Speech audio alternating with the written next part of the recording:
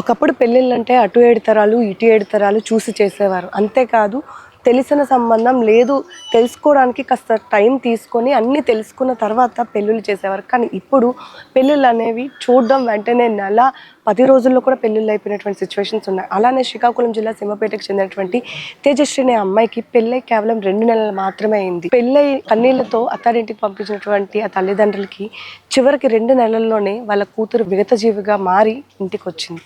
ప్రస్తుతం ఏదైతే నమ్మి ఆ అమ్మాయిని అత్తారింటికి పంపించారో తేజశ్రీ భర్త చాలా వరకు ఉద్యోగం చేస్తున్నానని చెప్పి వీళ్ళతో దాదాపు 60-70 లక్షల వరకు కట్నం తీసుకొని పెళ్లి చేసుకొని తీరా 2 నెలల్లోనే వాడు పెద్ద ఫ్రాడ్ అని, ఉద్యోగం కూడా చేయట్లేదని తెలుసుకున్న క్షణంలోనే ఇంటికి తీసుకురావాలి అన్నలోపే వాడు తేజశ్రీని కడతీర్చేశాడు. సో ప్రస్తుతం వాళ్ళ కుటుంబం అంతా కూడా పుట్టెడి దుఃఖంలో ఉంది. కానీ ఇలాంటి ఇన్సిడెంట్స్ మళ్ళీ సొసైటీకి ప్రూవ్ చేస్తూనే ఉన్నాయి.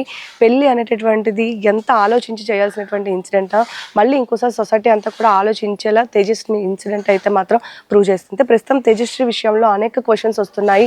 అసలు భర్త నిజంగానే అంత దుర్మార్గుడా, అసలు చంపాల్సినటువంటి అవసరం ఏమొచ్చింది అనేటటువంటి ప్రతిదీ కూడా తెలుసుకోవడానికి ప్రస్తుతం తేజశ్రీ ఇంటి ముందు ఉన్నాము. ఒకసారి వాళ్ళ పేరెంట్స్తో మాట్లాడదాం.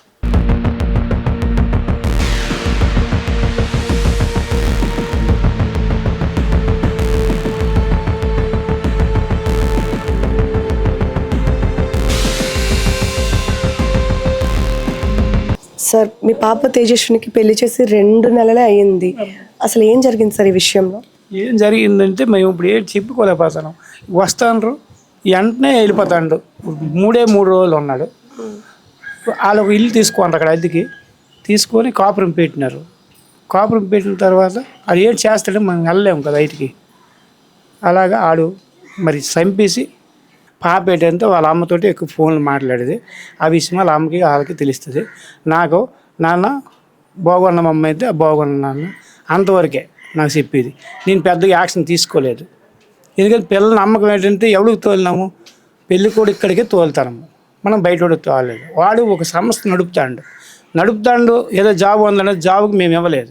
అక్కడ భూమి ఉంది, అది ఏదో హాస్టల్ నడుపుతాడు, అమ్మాయిలు నడుపుతాడు, అందరికీ మా పిల్లలకు కూడా అలా చూసుకుంటాడనేసే మేము బాధపడ్డాం. మరి ఇలాంటి మూర్ఖత్వం చేసి మా పిల్లకి తోలండి అంటే 10 సంవత్సరాలు చేతితో పెంచినాను. నాకు ఎంత బాధ అనిపిస్తుంది. అలాంటి వాడికి మరి భూమి మీద ఎందుకు ఉంచాలా, నేను అదే చేసిమ్మంటాను. అమ్మాయికి ఇచ్చి పెళ్లి చేస్తున్నప్పుడు ఆ అబ్బాయి కోసం కానీ ఆ ఫ్యామిలీ కోసం కానీ ఏమైనా తెలుసుకున్నారా? అసలు అబ్బాయి ఎలాంటి వాడు ఏంటి తెలుసా, లేదంటే సంబంధం వచ్చింది కాబట్టి పెళ్లి చేసేసారు? సంబంధం మరి మేము అడిగినాము, అందరూ బాగున్నారని చెప్పినారు. అక్కడ డ్యూటీ చేస్తాడు, ఇక్కడ ఫ్యామిలీ ఉన్నారు. మరి మేము ఊర్లో వీళ్ళ ఊళ్ళకి కూడా మేము చెప్పలేదు. మా పెళ్ళైన తర్వాత ఎప్పుడన్నా ఇబ్బందులు పడుతున్నానని కానీ లేకపోతే వేధిస్తున్నానని కానీ చెప్పిందా మీకు ఫోన్ చేసేంత వాళ్ళ అమ్మతో మాట్లాడేది. బాగా నీకు కష్టంగా ఉంటే వచ్చి అని చెప్తాను, అంతే కదా. నాకు ఈ 2 నెలలు మనకి ఏడు తెలిసిపోద్ది. ఈ 2 నెలల్లో అబ్బాయి ఎలా ఉండేవాడు సార్? అబ్బాయి కరెక్ట్ లేదమ్మా నాతో పెద్దగా. 2 నెలలు కూడా లేదు, తప్పుగా అసలు మాట్లాడలేవు కదా.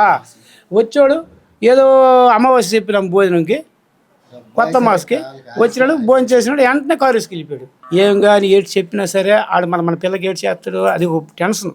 అంటే పెళ్ళప్పుడు మీరు చాలా వరకు దాదాపు 60-70 లక్షలు కూడా ఇచ్చినాం నమ్మకంగా. కావాలని మళ్ళీ అడిగాడు, కట్నం ఇచ్చినాం 18 లక్షలు, 19 బంగారం ఇచ్చినాం. మళ్ళా తరువాత విషయంలోన మాకు బండి కావాలి అడిగాడు. బండి అడిగితే మేము ఏంటన్నామంటే తోలు అడగలేదు కాబట్టి బండి ఎలాగిస్తామని నేను వాదించాను. అంటే మామూలు ఫోన్లోనే వాదిస్తే మరి ఎందుకు ఈ గొడవ అయిపోద్ది, మళ్ళీ పిల్ల అన్నది వచ్చి వారం ఉన్నాడు. నాన్న వాళ్ళు అనలే కానీ పెండసల కాడ ఇబ్బందిగా ఉంది, కారు రోజు తిప్పుతామా, బండి మీద మనం విశాఖపట్నం తిరుక్కోవాలి కదా అని పిల్ల ఆశపడింది అనేసి మేము భూమి అమ్మేసి కూడా వెంటనే ఇచ్చినాం. వాళ్ళ మీద పాత్రలు వాళ్ళిద్దరు, వాళ్ళ అమ్మ నాన్నకి వాళ్ళకి తెలియంది జరగవేవున్నాం. భాగవతమాల జరుగుతుంది, తెలుస్తుంది వాళ్ళకి. కానీ ఎక్కువ పాత్ర ఈడి మీద వీళ్ళు 3-4 ఉంటారో ఎవరున్నారైనా ఎవరి వల్ల అవ్వదు. అది వెళ్ళింది కాబట్టి అది చూసుకుంటారు, శిక్ష పడాలి మూర్ఖులు. ఇంకా మీకు చేయలేకపోతే నాకు విశాఖ ఇవ్వన్నాయి కదా జూ పార్క్లోకి ఒగ్గిడమే, అవి చూసుకుంటారు మృగాలు. మృగంకే వేసేయాలి. ఈ కొత్త న్యూస్ ఇస్తాను నేను ఇచ్చిన న్యూస్ కాదు. ఈ 2 వేరేగా ఉంది, ఈ పొద్దు వేరే ఇది. నేను మొన్నే మంగళవారం నాడు 50,000 ఫోన్పే చేయించాను. ఆవిడ వెళ్ళింది, ఫోన్పే చేయించి వచ్చింది మొన్న మంగళవారం. అవి ఇవ్వకపోయినా పిల్లలు బాగుపడినేమో నాకు. ఆడు కూడా పిల్లలతో చేస్తాడు, ఈ పిల్లలకు కూడా కాపాడుకుంటాడని మేము నమ్మిచ్చినాం. కానీ అందరిది వేరు, ఈ పాపది వేరు. ఈ వ్యవస్థకి ఏంటంటే వాడికి ఉరిశిక్షే న్యాయం, లేకపోతే విశాఖ జూ పార్కులకు వదిలిడమే, గోడ మీద తోసిడమే. ప్రస్తుతం తేజశ్రీ వాళ్ళ మదర్ మనతో పాటు ఉన్నారు. అసలు ఏం జరిగింది? 2 నెలలు అయింది కేవలం పెళ్ళయి. 2 నెలల్లో అసలు ఒక అన్నోన్ పర్సన్ కోసం తెలుసుకోవడం చాలా కష్టం. కానీ ఇంతలోనే జరగాల్సిన నష్టం వీళ్ళ ఫ్యామిలీకి జరిగిపోయింది. అమ్మ, పెళ్ళైన దగ్గర నుంచి అసలు తేజశ్రీ మీతో ఏం మాట్లాడేది? ఏమైనా చెప్పిందా ఈ 2 నెలల్లో వాళ్ళు హెరాస్మెంట్ చేస్తున్నారని కానీ, లేదా కట్నం కోసం అడుగుతున్నారని కానీ అట్లా ఏమైనా చెప్పిందా అమ్మ మీతో? ఫస్ట్ నైట్ రోజే అసలు ఇంట్లో లేడని చెప్పింది ఫస్ట్ టైం. మరి ఎక్కడికి వెళ్ళాడంటే మరి కారు వేసుకునేట్టే వెళ్ళిపోండి, 4 గంటలకు వచ్చినాడని చెప్పింది. ఎందుకు అలాగని అడిగినాను నేను వెళ్ళి. నాకు బాగా ఇన్సల్ట్ చేశారు మీరు, నాకు బండి ఇవ్వలేదు. మరి బండికనే కదా మొత్తం 20 లక్షలు తీసుకుంటారు అప్పుడు అని చెప్పిన. అది కాదు, నాకు మళ్ళీ బండి వేరేగా ఇవ్వాలని అడిగి. ఫోన్లో దానికి ₹1,00,000 ఇచ్చింది. నా ₹1,00,000 సరిపోదు, నన్ను కోరుకున్న బండి 3 లక్షలది కావాలని అంది. మరి కావాలన్నప్పుడు అప్పుడే కదా అడగాలి. మరి ఆ పిల్లకి పెట్టిన టార్చర్కి వాళ్ళకు దండం పెట్టేసి వాళ్ళ నాన్నకి చెప్పాను నేను, మీరు వాళ్ళకి అడగడం మంచి పద్ధతి కాదండి, మరి ఏటి చేస్తామమ్మా, ఇక్కడితో సరికదా, ఇంకెంతకంటే ఇంకెటిస్తా వేటి, బండి అనేది అందరూ ఇచ్చిందే, ఇచ్చి మరేటి అని అన్నాడు. నాకు అక్కడికక్కడ అలాగా ఇదైపోయానండి. భూమి అమ్మేసి ఆడు బండికి 3 లక్షలు ఇచ్చాను. ఆ తర్వాత వైజాగ్ వెళ్ళిపోంటారు. 3 అమ్మాయిలతో కంబైన్డ్గా 1 గంటప్పుడు వీడియో కాల్లో మాట్లాడడం, దీనికి వచ్చి చూసింది. ఈ టైం అప్పుడు ఇటు మాట్లాడుతుంది, నీకు అనవసరం పడుకో. ఆ రోజు మరి ఏం అడగలేదు, కొత్త కదా. మరొకసారి అనమాట 2 అమ్మాయిలకు కూడా ఇంటికి తెచ్చాడు. తెచ్చి ప్యాకెట్ ఆడుకుని ఉన్నాడు, దాని ఊళ్ళో బొర్రెట్టుకొని ప్యాకెట్ ఆడుకుని ఉన్నాడట. నాతో చెప్పింది. చెప్తే నేను అడిగినాడికి, లేదమ్మా వాళ్ళు మా చెల్లెళ్ళు, మా హాస్టల్లో ఉండేవాళ్ళు నాకు చెల్లెళ్ళు, నాకు అన్నయ్య అనుకుని తిరుగుతారు. మా అమ్మకి మా నాన్నకి అమ్మ నాన్నని కింద వేయరు, ఇంకెళ్ళగడుకొని మనం కడతాను నేను. అమ్మ చెల్లెళ్ళు అంతా నువ్వు వేట అనకు, వాళ్ళు ఎన్నలు ఉండిపోతారు అక్కడ, వెళ్ళిపోతారు కదా పెళ్ళి అయ్యి, అప్పుడు నీకే బేజారు ఉండదు, అంతవరకు ఏట అనకని నా అనుకుని వచ్చాను. అలాగే అనుకుని పలకొంది అది. తర్వాత మళ్ళీ 1 గంటప్పుడు మళ్ళీ 3 కాళ్ళు మాట్లాడు. అది దానికి తెలిసిపోయింది, అక్కడ స్మగ్లింగ్ చేస్తాడు, జాబ్ కాదని. అంటే జాబ్ చేస్తున్నానని చెప్పి మోసం చేసి అమ్మాయిని పెళ్లి చేసుకున్నారా? డ్రగ్స్ స్మగ్లింగ్లో ఉన్నాడు. అసలు ఏం చేస్తున్నారని చెప్పి ఏ ఉద్యోగం? నావీ డాకెట్లో ఏదో డిజైన్ ఇంజనీరింగ్ అని చెప్పాడు.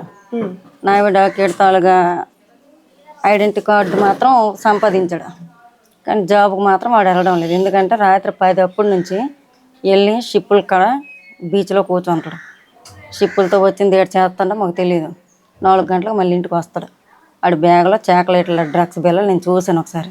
అవి డ్రగ్స్ అనుకోలేదు నేను చింపేసి నోట్లో కూడా వేసాను. యూరియా వేసుకున్నట్టు అయిపోయింది నోట్లో, ఏకం పడేసాను కింద నోటుతో. ఇదేంటి ఏ రకం చాక్లెట్లు అనుకొని మళ్ళీ అటు చూసేస్తాడు, నా బ్యాగ్ ఇది చెక్ చేసింది ఎట్లా అనుకుంటాడేమని తీసాను, దాశాను.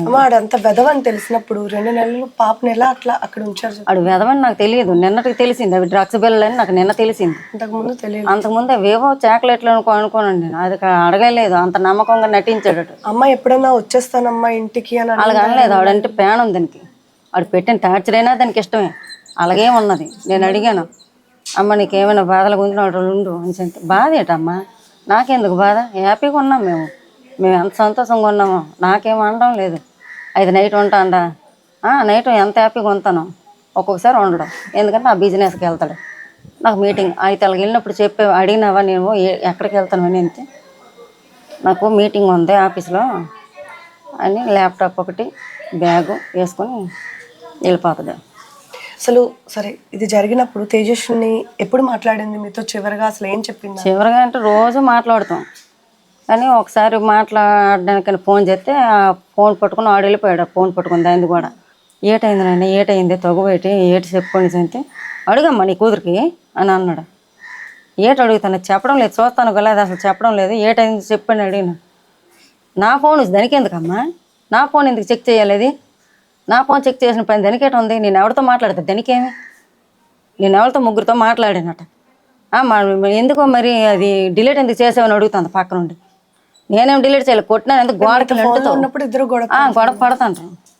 అది ఇలాగే అంత అంటాడు, నా ఫోన్ చెక్ చేయవలసిన పని దానికేమో మనిషి అంత అంటాడు. అది మరి అది డిలీట్ చేయవలసిన పని ఏంటో నాకు చూపించాను అంత అంతది. గంట వరకు చేస్తాను లాస్ట్ ఫోన్ ఎత్తి అమ్మ తేజ చచ్చిపోయింది మురు వేసుకొని చెప్పినాడు అంతే లాస్ట్ మాట. మీరు మాట్లాడుతున్నప్పుడు ఉంది గొడవ జరిగిన 1 hour కే అబ్బాయి చెప్పాడు. ఆడు చేయలేదు, నేను చేస్తూనే ఉన్నాను. ఎప్పుడోసారి ఎత్తుతారు కదా ఆ గొడవ గురించి మళ్ళీ అడుగుదామని నేను చేసుకునే ఉన్నాను. ఇప్పుడు కొట్టిన గుర్తులు కానీ దెబ్బలు కానీ ఉన్నాయా? చచ్చిపోయిన తర్వాత ఇదంతా అది చీరతో ఊరేసుకున్నట్టుగా అయితే నాకు అనిపించలే. ఏదో ఒక వైరుతో ఏదో ఇటుతో ఒక ఏనంత వెడల్పుతో ఇలా కట్టులాగా ఉంది. రక్తం చిందుతుంది, గోరెంట ఒక పండినట్టుగా రక్తం చిందుతుంది. ఇక్కడ డ్రెస్కి అక్కడక్కడ చుక్కలంటే రక్తం. తర్వాత కాలు మీద గోలుతో గీకినట్టుగా ఒక కాలు మీద ఉన్నాయి. ఇదంతా రక్తం గూడు కట్టినట్టు పెచ్చులు ఉన్నది అంతే. మరి వాళ్ళు ఏడు చేసినారు అనేది మరి నాకు తెలియలేదు. వాళ్ళే చేసినారు, అదే చేసుకుందని పోస్ట్ మార్టం బట్టి తెలుసు. అందరిలాగే సంబంధం వచ్చిందని చేసాం, అందరిలాగే మేము ఎంక్వైరీ చేసాం. ఎవడు చెప్పలేదు వాడు పొరాడని. చెప్పకపోతే మేము ఏంటి చేస్తామండి? నిజమే, ఎవరైనా మంచోడే చాలా మంచోడు, చాలా అందగాడు అని చెప్పుకొని వచ్చారు. అది వెళ్ళిన తర్వాత తెలిసిందాడు అంత ఫ్రాడ్ అని. నచ్చి వచ్చాను కదా అని అది అన్నీ ఉంచుకుంది గుండెల్లో, నాకు కూడా చెప్పకుండా. మీరు చూసిన సంబంధమే కదమ్మా అమ్మాయి చేసి? నేను చూశాను, అది ప్రేమించింది గట్ట కాదు. కానీ చూసిన తర్వాత వాళ్ళు ప్రేమించుకున్నట్టుగా అయిపోయింది. అదే ఆడి వరకు లేదేమో కానీ. పెళ్లికి మీరు చూసిన సంబంధంకి ఎన్ని నెలల గ్యాప్ ఉంది? 1 నెలే. ఎంత అర్జెంటుగా 11వ నెల. ఈ నెల రోజులు వాడు బాగానే బిహేవ్ చేసేవాడు? బాగా, ఎంత బాగా అనుకోను. ఫోన్ గంటకి చేసి శ్రీ నాకు వచ్చే జీతం అంతా నీ అకౌంట్కే, నీ హ్యాండ్ వరకే చేస్తాను. నువ్వేది కొనుక్కున్నా పర్వాలేదు, నువ్వేదైనా కొనుక్కో.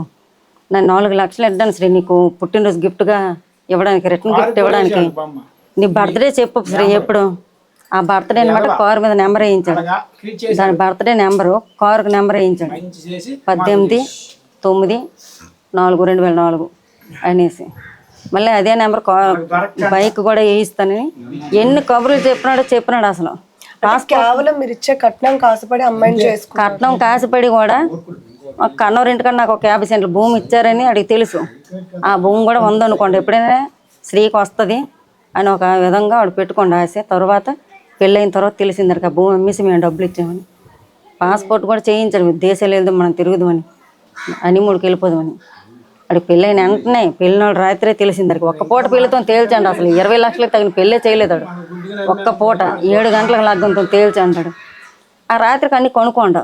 ఆ రాత్రి ఎవరు చెప్పినారో మరి భూమి లేదు మొత్తం జరుగుతుంది కదా. వాళ్ళ అమ్మ నాన్న కనీసం మీతో మాట్లాడడం కానీ వాళ్ళు ఇప్పుడైనా రియాక్ట్ అయ్యారా? కనీసం రియాక్ట్ అయితే ఆడి మీద అయితే అవ్వలేదు. అలాగని మాకు మీరు ఇవ్వకండి అని కూడా చెప్పలేదు. ఓ 10 సెంట్లు ఉంటే ఇచ్చేయండి అమ్మ భూమి, బండి బదులు ఓ 10 సెంట్లు ఉంటే ఇచ్చేయండి. ఇలా ఫోటోలు కొడుగుతాండని ఎవరైనా అలాగ అడిగినారా ఫోటోలు కంటే? ఇప్పుడు ఇస్తాను రాట అమ్మ ఇచ్చేయండి. అటు సైలెంట్గా ఆడు ఒకటే. ఇటు నటించినాడు, అటు నటించలేదు. అమ్మాయి ఏం చదువుకుందమ్మా? అమ్మాయి డిగ్రీ పూర్తి అయిపోయింది. ఇద్దరు ఏదో మామూలుగా నేనైతే గుడ్డిగా నమ్మేసి మాంసం ఉట్టుకెళ్ళినా వారం రోజులు వాళ్ళకి ఆపరేషన్ చేస్తే మా అమ్మి శార తీసింది మా అత్తయ్య అనేసి. వాళ్ళకి ఎక్కడ నీతి నిజాయితీ ముగ్గురు గురేసినా పర్వాలేదు. ఇప్పుడు నాకు ఇక్కడ వచ్చిందంతా ముగ్గురితో వాడు మాట్లాడుతాడు. దీపు, యశు, దీపు, మురళి, వీళ్ళ ముగ్గురే. వాళ్ళు ఎవరంటే వాళ్ళు ఎప్పుడో హాస్టల్లో ఉండేవాళ్ళు అట్టలు. వాళ్ళకి బాగా కావలసిన వాళ్ళు అట్టలు. వాళ్ళ దగ్గర వాళ్ళు ఏం కాదు. అది ఏ వ్యాపారం మీద వాళ్ళు అడిగి దగ్గర అయినారో తెలియదు. ఆ వ్యాపారం మీదే ఉంటారు. 12-1 గంట వరకు ఆ దీపు యశాన్ని దయ్యి బీచ్లు లాంటి వాడితో తిరుగుతారు. తిరిగి మళ్ళీ హాస్టల్కి వెళ్ళడానికి హాస్టల్ తాళం వేసేస్తే 7ంటికి వస్తారు. 7ంటికి వచ్చి ప్యాకెట్లు ఆడతారు, ఏమైనా ఆడతారు. వెళ్ళిన తర్వాత 2 సార్లు వెళ్ళినా నువ్వేమనకు శ్రీ వాళ్ళు నాకు అన్నయ్య అంటారు అంతే. అంటే ఈ 2 నెలలు ఇన్ని ఏదో పనులు తెలిసినా సరే మారుతాడని కూడా అనేది, మారుతాడనే అనేది. మారిపోతారులే అమ్మ వాళ్ళ అన్నయ్య అంటారు కదా. వాళ్ళు వెళ్ళిపోయిన తర్వాత మారిపోతారు, ఎటు వెళ్ళిపోతారు, నేనంటే ఇష్టమే లేదు మారిపోతారు అనుకుని చెప్పింది నాకు. ఒకరోజు కూడా ఆయన మీద చెడ్డగా చెప్పలేదు. పోలీస్ కేసు నమోదు చేశారు? చేసాం, వాళ్ళ ముగ్గురు మీద కూడా చేసాం. మురళి, దీపు, యశు. ఒక అమ్మగా చెప్పండి, మీకు ఇప్పుడు ఏం న్యాయం కావాలి? పోయిన నాకు న్యాయం అయితే బాగా కావాలి, కానీ మీరు ఎవరు చేయలేరు. అది నేను చెప్పిన న్యాయం మీరు చేయలేరు. నేను అడగను మరి, అడికి వదిలేయండి, నేను చూసుకుంటాను. అడిగి న్యాయం నేను చేసుకోగలను, మీరు చేయకండి. మీరు చేయలేరండి, నేను చెప్పింది మీరు చేయలేరు. నా సైట్ పాటి చెయ్యదు, మీరు ఇచ్చిన జీతము నీ బతుకు నా సైట్ పాటి చెయ్యదని అడిగినాడు. ఆడికి అంత 50 సెంట్ల సైట్ ఉందనే కదా పొగరం. ఆ సైట్ లేకుండా నేను చెప్పిన న్యాయం అయితే చెప్తాను. ఆ సైట్ మధ్యలో నా కూతురు విగ్రహం కట్టమనండి. ఆ తర్వాత ఆ సైట్ మొత్తం హాస్పిటల్కి హ్యాండ్ఓవర్ చేయమనండి నా కూతురు పేరు. ఆడికి సైట్ అనేది ఉండకూడదు. ఆ సైట్ తోటి మాకు ఇన్స్టాల్ చేసినాడు. ఆ సైట్ తోటే నా కూతురుని తీసినాడు. లేకపోతే అక్కడ ఊరి తీసేయండి, ఊరి తీసేయండి. నాకే ఆస్తి ఇవ్వక్కర్లేదు, నా కూతురు విగ్రహం కూడా కట్టక్కర్లేదు. ఈ రెండిట్లో ఏదో ఒకటి చేసి మాత్రం నా కూతురుని అక్కడ ఉన్నట్టే నేను ఫీల్ అవుతాను. నా కూతురు విగ్రహం కట్టించాలి. వచ్చిన వాళ్ళందరూ అది దాని అందాన్ని చూసి వాళ్ళు కన్నీళ్ళు వేయాలి. ఆడి విగ్రహం కూడా పక్కన ఫోటో కూడా పెట్టించాలి.